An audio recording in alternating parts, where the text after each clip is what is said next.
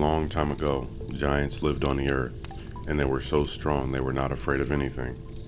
When they stopped giving smoke to the god of the four directions, Nasudu looked down upon them and was angry. "I made the giants too strong," Nasudu said. "I will not keep them. They think they are like me. I shall destroy them by covering the earth with water, but I will save the ordinary people." Nasudu sent the animals to lead the ordinary people into a cave so large all the animals and people could live there together, then sealed up the cave and flooded the earth so that all the giants would drown. To remind himself that the people were underground waiting to be released after the floodwaters are gone, Nasudu planted corn in the sky. As soon as the corn ripened, he took an ear off the field and turned it into woman. She was called Mother Corn. "You must go down to the earth," Nasudu told her, "and bring my people out from underground. Lead them to the place where the sun sets, for their home shall be in the west." Mother Corn went down to earth, and when she heard thunder in the east, she followed the sound into a cave where the people were waiting. But the entrance closed behind her, and she could not find a way to lead the people out upon the earth. "We must leave this place. This place is darkness," she told them. "There is light above ground. Who will help me take the people out back to the earth?" The badger came forward and said, "Mother Corn, I will help." The mole stood up and said, "I will help the badger dig through the ground, that we may see the light." Then the long-nosed mouse came and said, "I will help the other two." The badger began to dig upwards. After a while, he fell back from exhaustion. "Mother Corn, I am very tired," he said. Then the mole dug until he could dig no more, and the long-nosed mouse took the mole's place. And when he became tired, the badger began to dig again. The three took turns until at last the long-nosed mouse thrust his nose through the ground and could see the light.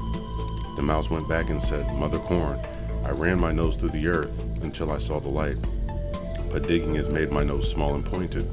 After this, all the people will know by my nose that it was me who dug and saw the earth first." The mole went up to the hole and dug all the way through.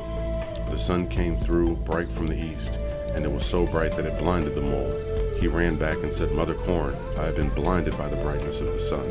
I cannot live upon the earth anymore. I must make my home under the earth."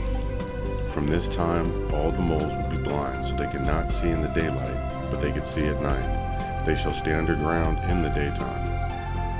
The badger then went up and made a larger hole so the people could go through. When he crawled outside, the badger closed his eyes, but the rays of sun struck him and blackened his legs and made streaks upon his face. When he went back down, he said, "Mother Corn, I have received these black marks upon me. I wish that it might remain, so this way the people remember that I was the one who helped the people out." "Very well," Mother Corn said. "Let it be as you say." She led the way out, and the people rejoiced that they were upon the open land.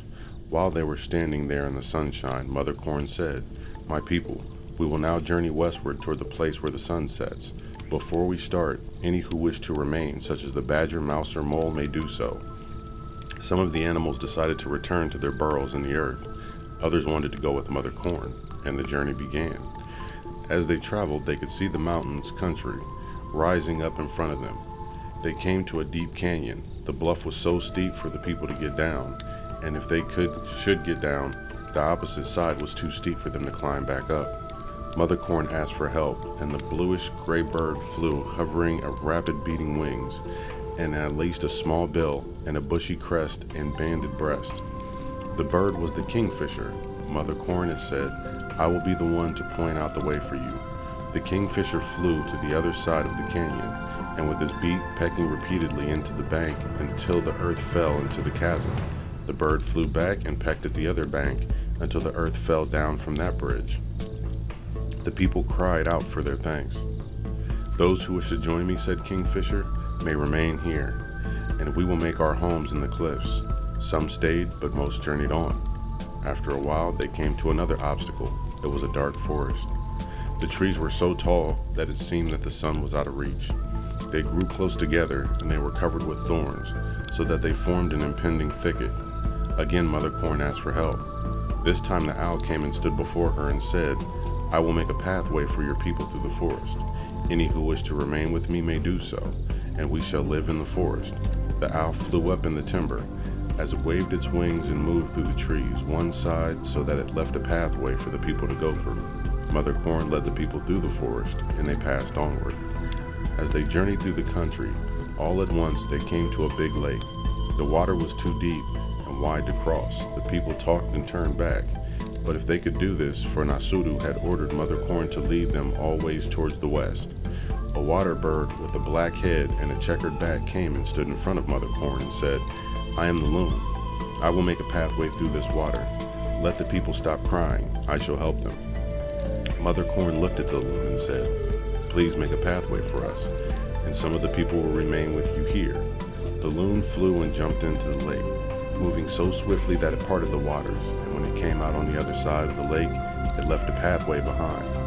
Mother Corn led the people across to dry land. Some turned back and became loons, the others journeyed on. At last they came to a level place beside a river, and Mother Corn told them to build a village there. "Now you shall have my corn to plant," she said, "so that you, by eating of it, will grow and also multiply." After they built the village and planted the corn, Mother Corn returned to the upper world. The people, however, had no rules or laws to go by, no chiefs or medicine men to advise them, and soon they were spending all their time playing games. The first game they played was Shiny Ball, in which they divided into sides and used curved sticks to knock the ball into the other's goal. Then they played at throwing lances through rings placed upon the ground. As this time went on, the players who lost the games grew angry, and they began killing those who had beaten them. Nasudu was displeased by the behavior of the people, and he and Mother Corn came down to earth. He told them that they must have a chief and some medicine men to show them how to live. While Nasudu taught the people how to choose a chief through the tests of bravery and wisdom, Mother Corn taught them songs and ceremonies. After they had chosen the chief, Nasudu gave the man his own name, and he taught the medicine men the secrets of the earth magics. He showed them how to make pipes for the offering smoke to the god of the four directions. When all this was done, Nasudu went away toward the setting sun to prepare a place for new villages.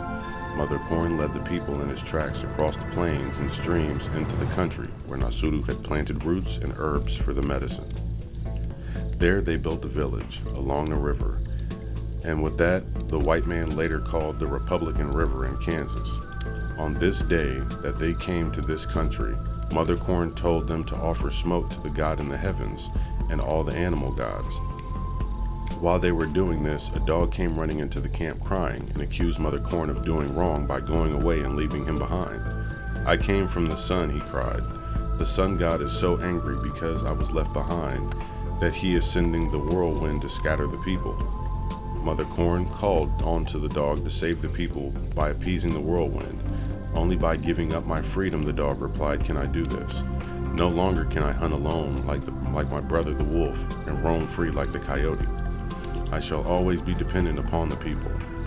But when the whirlwind came spinning and roaring across the land, the dog stood between it and the people and said, "I shall remain always with the people." He shouted to the whirlwind and said, "Guardian for all of their belongings." After the wind died away, Mother Corn said, "The god is jealous.